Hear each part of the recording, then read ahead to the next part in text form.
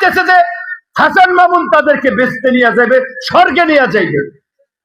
আরে মিয়া, হাসান মামুনের নিজের তো পায়ের নিচে মাটি নাই।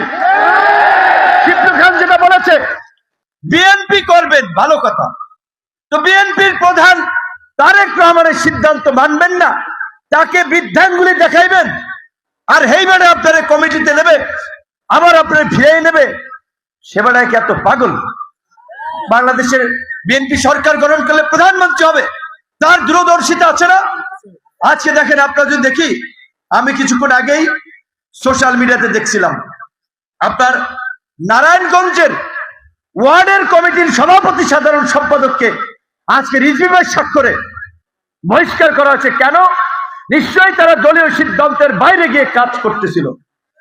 আজকে এখন এই বরিশালের ভাষায় বললে বিএনপির পাইন মারিয়া আপনি তারেক রহমানের ছবি ঝুলাইয়া খালেদা জিয়ার ছবি দিয়া বিএনপির অফিস করেন। হ্যাঁ, আজকে এই বিএনপিকে তো ডুবাইতেছেন আপনারা। জাতীয় নির্বাচনের পরে সামনে স্থানীয় নির্বাচন, যদি স্থানীয় নির্বাচন নির্দলীয় প্রতীকে হবে, বিএনপি প্রার্থী দেবে, কিন্তু মামুনরা বিশৃঙ্খল করে মানুষকে উস্কাই দিচ্ছে। ওই সময় দেখবেন একজনের জায়গায় তিনজন দাঁড়াই যাইবে। সারা দেশে দলের ক্ষতিটা করছে কারা? এই হাসান মামুনের মতো সুবিধাভোগীরা। সুবিধাভোগী বললাম এই কারণে, আজকে আমরা যে ইউনিয়নে দাঁড়িয়ে সমাবেশ করছি, জনাব আলহাজ শাহজাহান খান সাহেব আমৃত্যু বিএনপির জন্য করেছেন, বিএনপিকে এই জনপদে প্রতিষ্ঠিত করে গিয়েছেন, বিএনপির প্রোগ্রামে যে হামলার শিকার হয়েছেন, অনেকেই বলছে সেইখানেও মামুন মিয়ার হাত আছে। কারণ তিনি শাহজাহান খান সাহেবকে প্রতিযোগী মনে করছেন, আগেই পথের কাটা পরিষ্কার করার জন্য লেলিয়ে দিয়েছিলেন।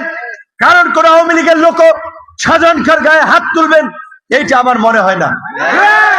আপনারা শুনেছেন, আজকে অত্যন্ত দুঃখের সাথে বলতে হয়, আপনারা যারা জানেন না, হয়তো এই চির সত্য কোনোদিনই জানবেন না, 2018 সালের নির্বাচনে বিএনপি থেকে গোলাম মাওলা রনি ভাইকে মনোনয়ন দেওয়া হয়েছিল। আপনারা অ্যাক্সিডেন্টের কথা জানেন, উলানিয়াতে তার উপরে হামলা করার জন্য, সেদিন তাকে হত্যা করার জন্য ষড়যন্ত্র করা হয়েছিল। নামাজের পরপরই তার ওয়াইফের গাড়ি ভাঙচুর করা হয়েছিল। আজকে হয়তো রনি ভাই ভদ্র মানুষ, ওইভাবে বলেন নাই এই ঘটনায় মামুন মিয়ার হাত ছিল। এবং ইখতিয়ার কবির ভাই বলেছে, তিনি যখন বেকায়দায় পড়েন, মাথা ঠিক থাকে না, বাজে বকেন, খেই হারিয়ে ফেলেন, তখন তিনি বিএনপির মহাসচিবকে গালিগালাজ করেছিলেন ফেসবুকে স্ট্যাটাস দিয়ে। এবং গুলশান কার্যালয়ে সেদিন মহাসচিবের সাথে বললাম, কই নিয়ে ফালাইলেন, কি ঝামেলার মধ্যে আছি, সিট দিলেন দুইজনকে, আমার আসলে আমি একলা, ওইখানে আবার স্বতন্ত্র প্রার্থী দাঁড়াইছে।